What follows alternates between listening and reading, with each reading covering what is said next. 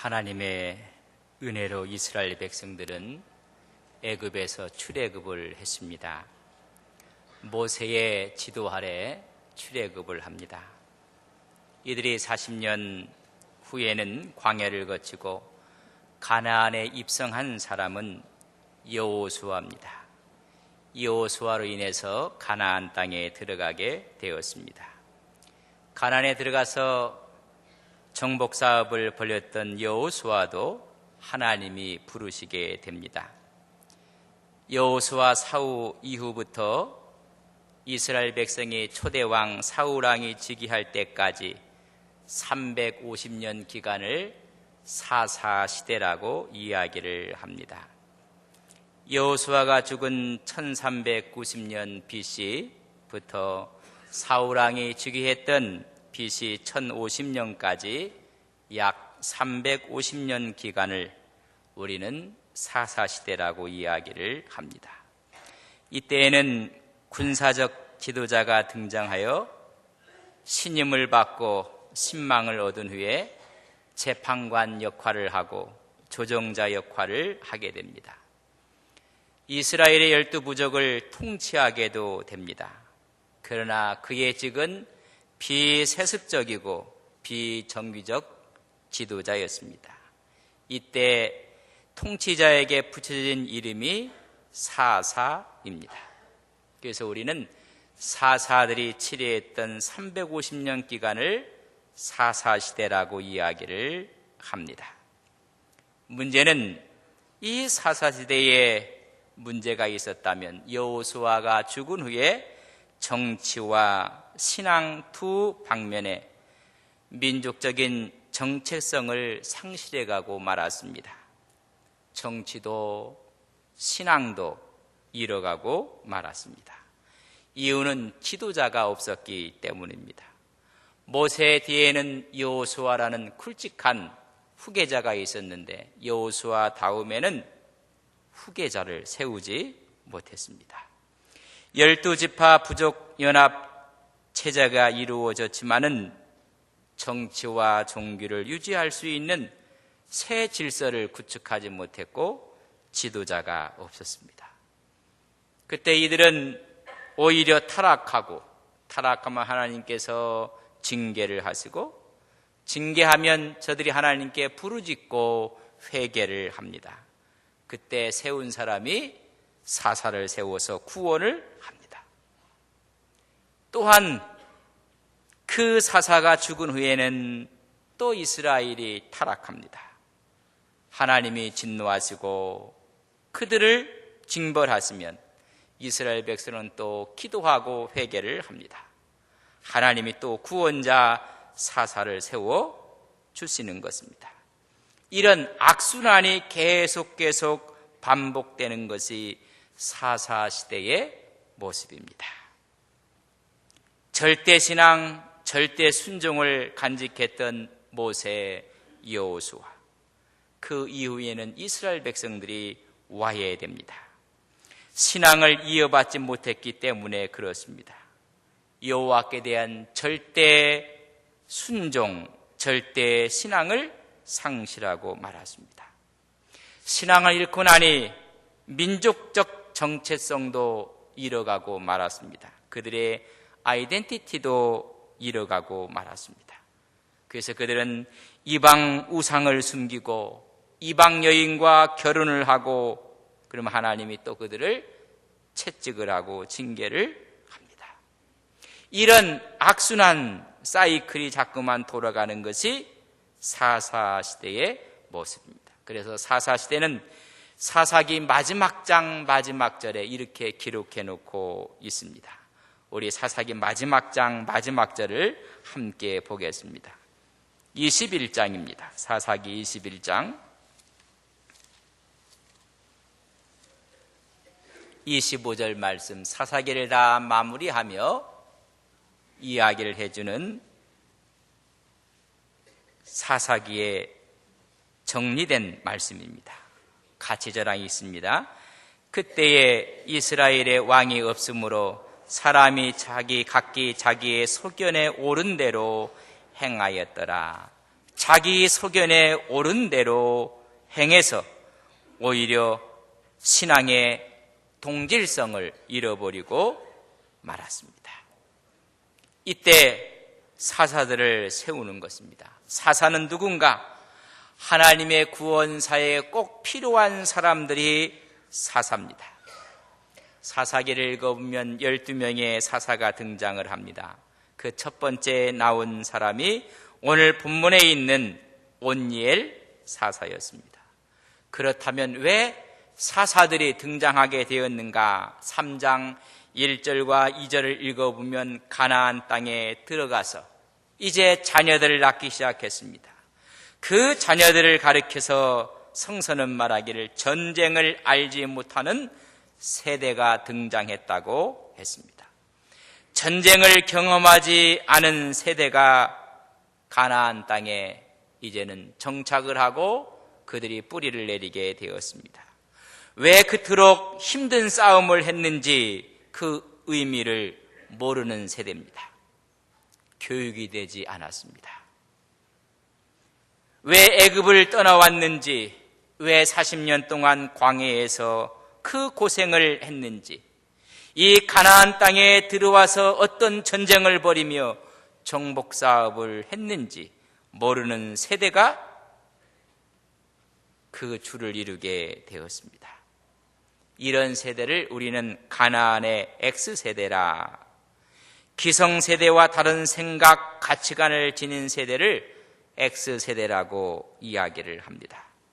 모세가 가졌던 신앙관, 여호수아가 가졌던 가치관과 다른 가치관과 또한 의미를 가진 X세대가 생긴 것입니다.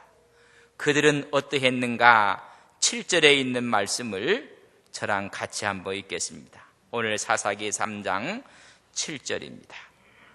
같이 읽습니다.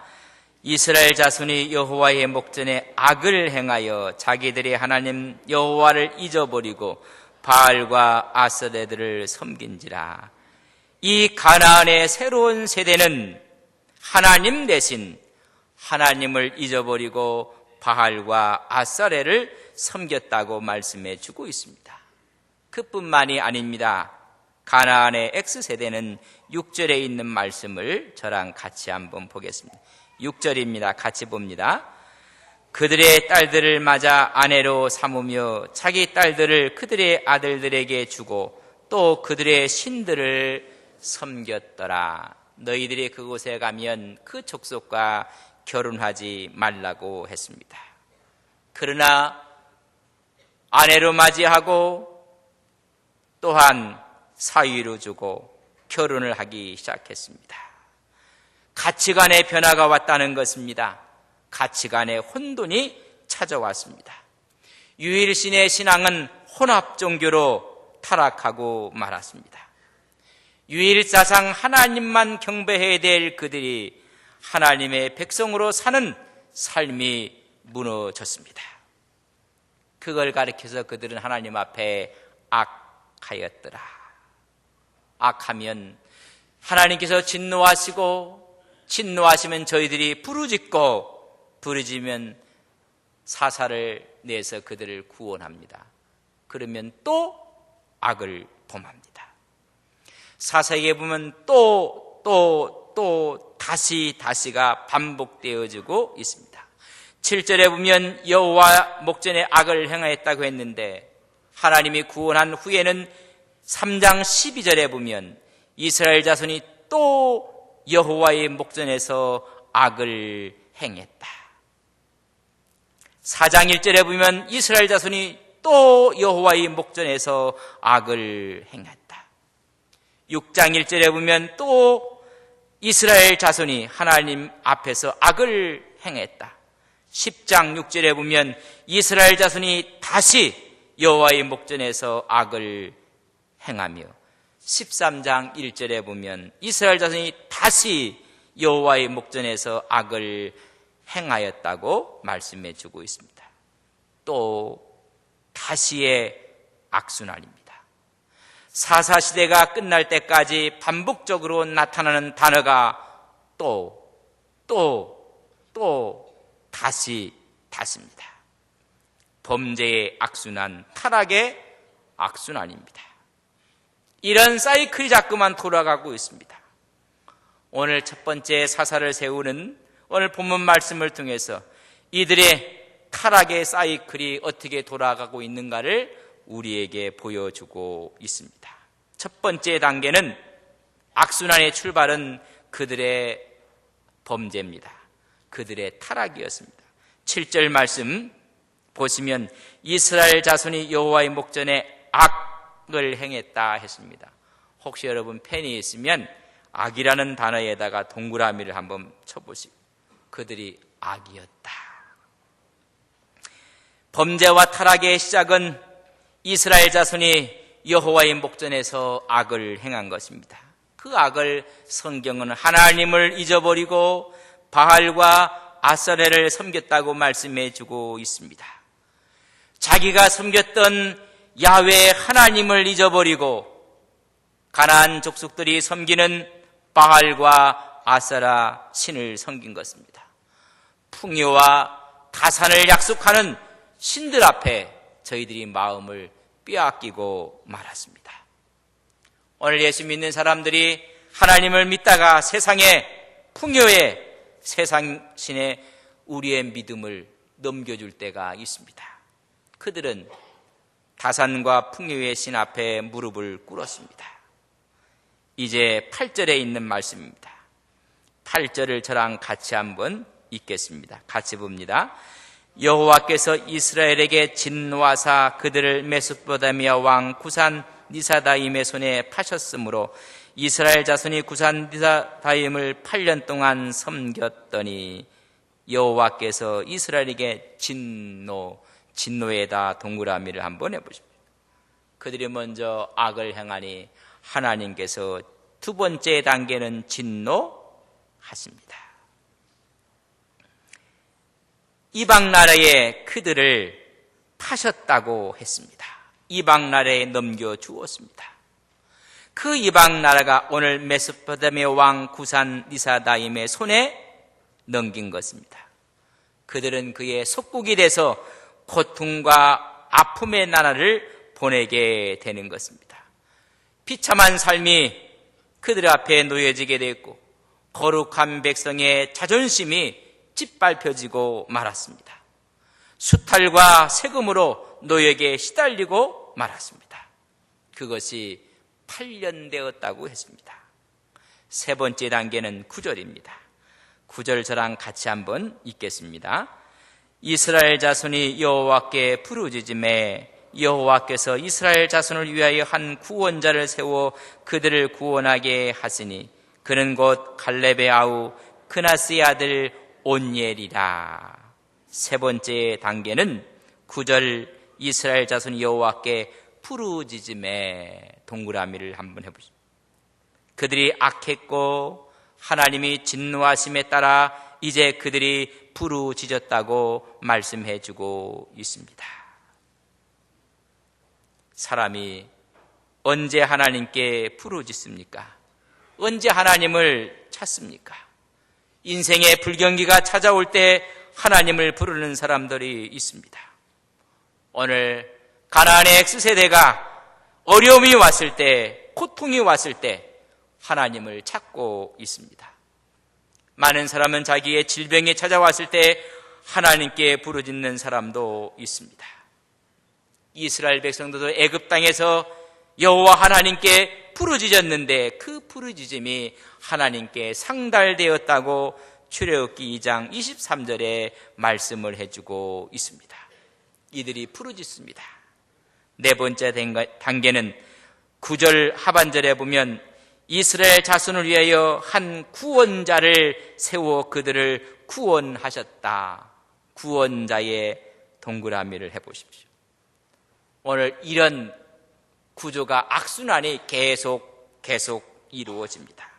그들이 여호와의 목전에 악을 행하면 하나님이 진노하시고 그 진노의 고통 가운데 저들이 여호와께 부르짖었더니 이스라엘을 위해서 하나님이 구원자를 세워주시고 그 구원자가 또 죽고 난 다음에 또 저들이 여호와 앞에서 악을 행하면 하나님이 진노하시고 그 진노 가운데 저들이 고통 가운데 하나님께 부르짖으면 또 구원자를 세워주시는 것입니다.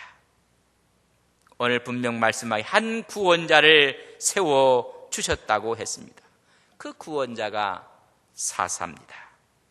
이 사사가 이스라엘 백성들을 깨워서 구산 니사다임을 제거하고 이스라엘에게 평안이 찾아오도록 구원의 결과가 나타납니다. 11절에 보면 그 땅이 평온한 지 40년에 그나스의 아들 온니엘이 죽었다 했습니다. 40년이 지난 그 후에 그 다음 절을 읽어보면 또 악이라는 단어가 나오고 진노가 나오고 부르짖는 이야기가 나오고 구원자를 또 세워서 두 번째 사사 예웃을 세우는 모습을 볼 수가 있습니다. 계속 악순환입니다. 우리는 악순환을 선순환으로 바꿔야 하는 지혜를 얻어야 합니다. 이제 더 이상 악의 자리, 진노의 자리로 내려가서는 아니 되는 것입니다. 악순환의 고리를 끊어버리고 선순환으로 바꿔야 합니다. 많은 분들이 생애를 가만히 보면 참 어렵고 또 힘들고 고통스러운 연속의 삶이 있는가 하면 하나님의 은혜요 하나님의 축복이요 또 다른 은총으로 선순환이 되는 인생도 있는 것입니다. 오늘 이런 악의 고리를 끊어버린 사람 온니엘을 우리는 다시 한번 주목하며 우리 마음속에 우리의 심령 가운데 우리의 생애 가운데 이제는 악순환이 아니라 하나님의 축복의 선순환으로 인생 여정을 새롭게 바꾸시는 우리 안동서북의 온 성도님들이 되시기를 주님의 이름으로 간절히 바랍니다. 오늘 첫 사사에 쓴 온니엘을 성경은 이렇게 표현해주고 있습니다. 9절 하반절입니다. 구원자를 세워 그를 구원하게 하시니 그는 곧 갈렙의 아우 그나스의 아들 온니엘이라. 온니엘이 악의 고리를 끊어버리고 하나님의 축복을 이스라엘 백성들에게 가져오게 한 사람입니다. 그는 가리켜서 갈렙의 아우 그나스의 아들 온니엘이었고 성서에 봤더니 여호와의 영이 그에게 임했으며 여호와의 영이 임함으로 말미암아 그가 나가 싸울 때 여호와께서 그의 손에 메소포타미아 왕 그를 그의 손에 붙였다고 말씀해 주고 있습니다. 승리하고 말았습니다. 여러분, 메소포타미아 왕 구산 니사다임은 강한 자였습니다. 그러나 이스라엘은 이미 하나가 되지 못했던 사분올렬되었던 그런 백성들이었지만은 하나님의 신이 온니엘에게 함께 하심으로 말미암아 약한 자가 강한 자를 이기게 되었습니다. 그때 그를 가리켜서 갈렙의 아우 그나스의 아들이었다 했습니다. 그나스의 아들이면 성경은 족합니다. 그 앞에 갈렙을 붙여놓고 있습니다. 믿음의 계보는 중요합니다. 믿음의 가정에서 자란다는 것, 믿음의 신앙의 분위기 가운데서 자란다는 것은 참으로 중요한 것입니다. 여러분들은 믿음의 계보가 어떻게 이어지고 있습니까? 우리 할아버지의 믿음, 할머니의 믿음, 그렇게 여러분 이어지고 있습니까? 아니면 처음 여러분들이 예수를 믿는 사람들입니까? 그렇다면 여러분들은 아브라함처럼 믿음의 계보를 만드셔야 합니다. 온니엘을 가리켜서 갈렙에게 연결을 시켜주고 있습니다. 갈렙의 족합니다. 갈렙은 이스라엘 백성들이 광야에서 이 가나안 땅을 정탐했을 때 신앙의 보고를 하고 긍정적인 보고를 했던 사람이 갈렙입니다. 또한 가나안 땅에 들어갔을 때 가나안에 정복하는 데 영적인 역할을 했던 사람이 갈렙입니다. 그가 가나안 땅에 들어와서 85세 되었을 때 헤브론 산지를 아직 정복하지 못하였습니다. 그때 여호수아에게 갈렙은 말합니다. 내 나이가 85세지만은 아직도 기력이 왕성하다. 저 산지를 지금 내게 달라고 이야기했던 사람이 갈렙입니다. 여호수아 14장에 보면 우리의 간담을 서늘하게 하는 갈렙의 신앙과 용기를 볼 수가 있습니다. 모세가 마지막 설교를 하는 신명기에서는 갈렙에 대해서 이렇게 평을 합니다.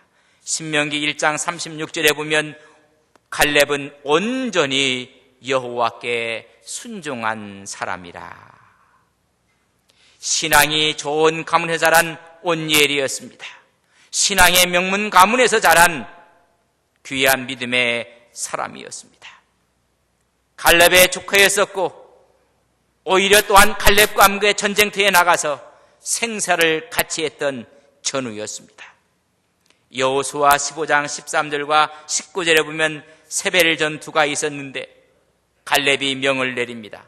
이 전투에서 승리를 가져오는 자에게는 내 딸 악사를 그에게 주겠다고 말을 합니다.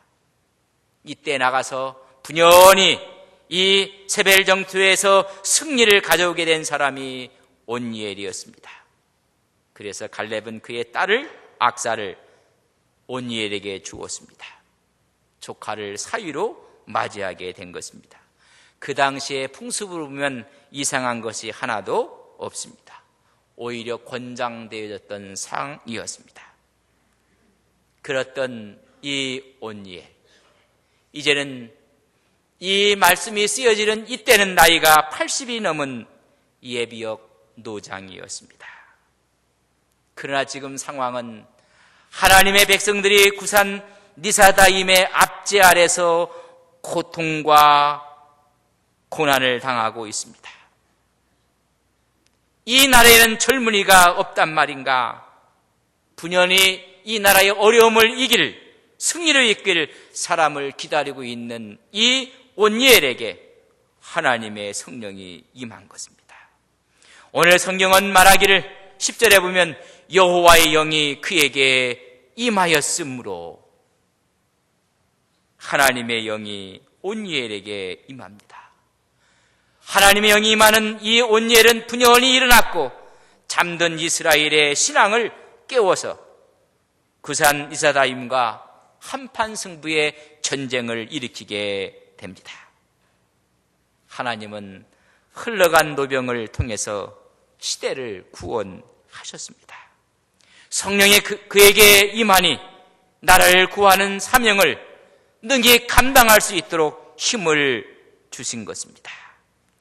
성경은 승리했다는 표현 가운데 이렇게 기록해 놓고 있습니다. 온니엘의 옛날의 경험과 전투에 대한 경험으로 인해서 승리를 가져왔다고 성경은 말하고 있지 않습니다. 80이 넘은 온니엘에게 오직 여호와의 신이 그에게 임하니 그가 승리했다고 성경은 기록해주고 있습니다. 성령의 역사는 불가능을 가능하게 하는 것입니다. 나이가 문제가 아닙니다. 경험과 경력의 문제가 아니라는 것입니다.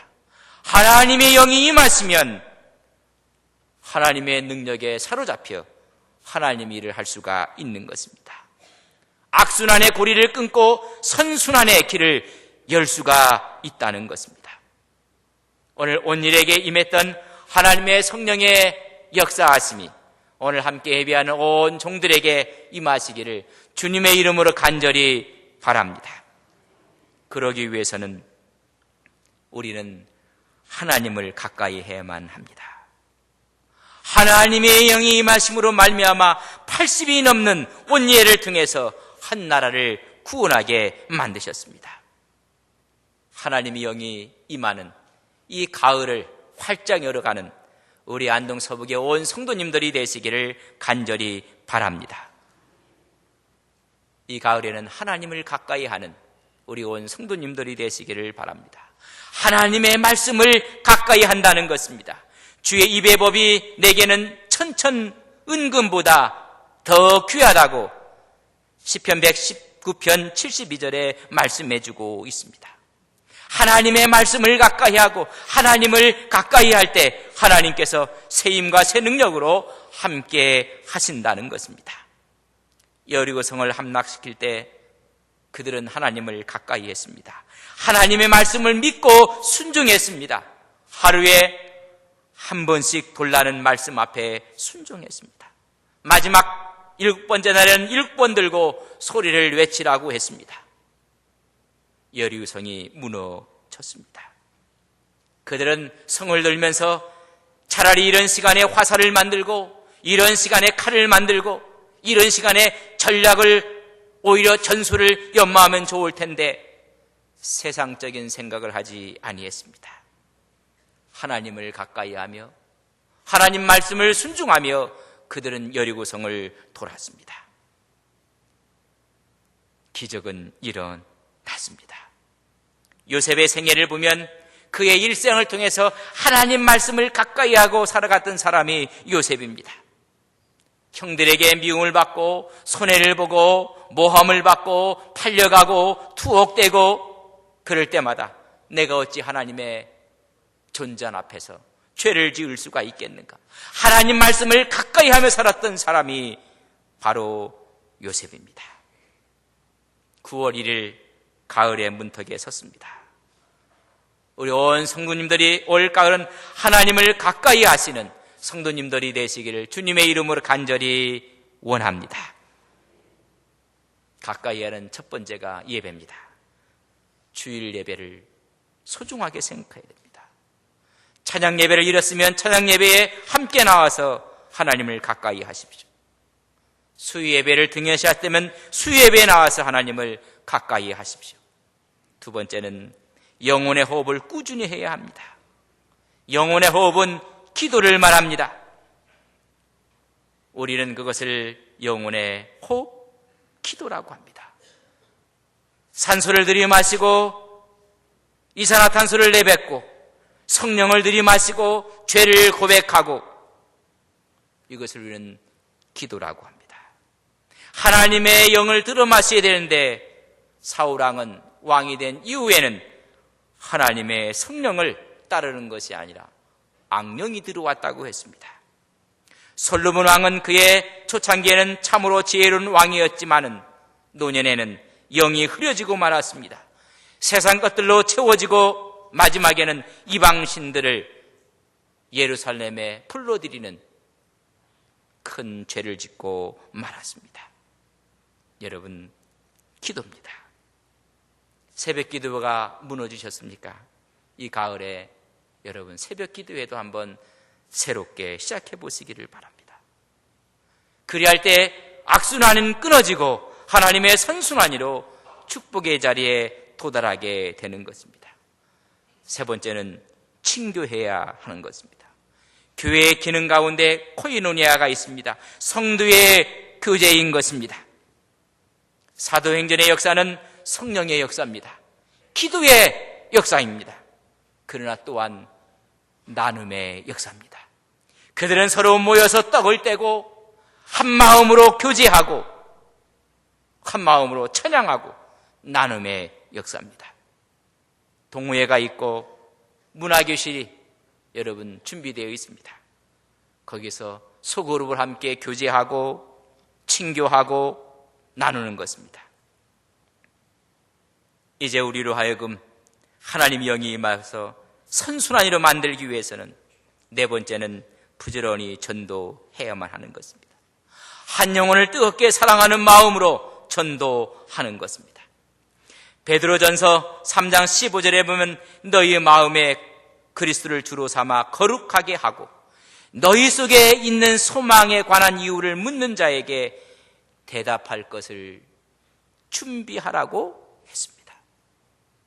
그래서 우리로 하여금 삶으로 전도하고 삶으로 그리스도를 드러내고 그리스도의 향기가 되고 그리스도의 편지가 되는 것입니다. 그리할 때 하나님의 영이 임하시면 모든 것이 선순환으로 아름답게 바뀌어져서 하나님께 쓰임받는 아름다운 종들이 될 것을 우리는 믿습니다.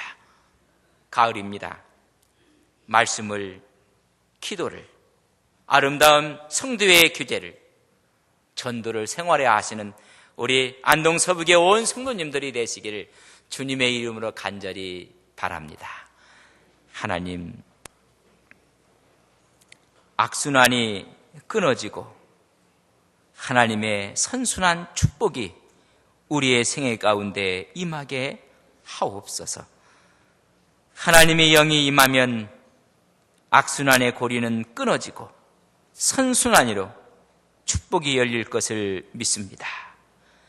그러기 위해서는 이제 가을의 문턱 9월 첫 번째 주를 하나님 앞에 드립니다. 멀리 했던 하나님의 말씀을 가까이 하게 하옵소서. 하나님을 가까이 하며 주일의 예배와 찬양의 예배와 수요 예배에 우리의 마음을 주님 앞에 내어놓게 하옵소서.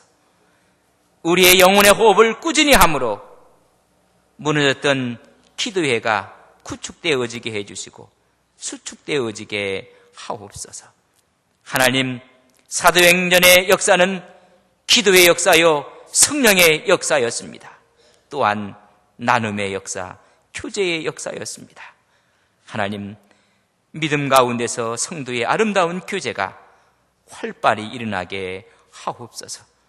하나님, 한 영혼을 뜨겁게 사랑하는 불타는 구령의 열정을 허락하여 주시옵소서. 우리가 그리스도의 향기가 되게 해주시고 그리스도의 편지가 되게 해주셔서 우리의 삶을 통해서 주의 영광이 증거되어지게 하옵소서. 그때 우리 삶 속에 축복이 또 축복을, 은혜가 또 다른 은혜를 불러들이는 놀라운 역사가 우리의 삶과 우리의 가정과 생업 가운데 세우신 교회 위에 넘쳐나게 하옵소서. 예수님의 이름으로 기도 올리옵나이다. 아멘.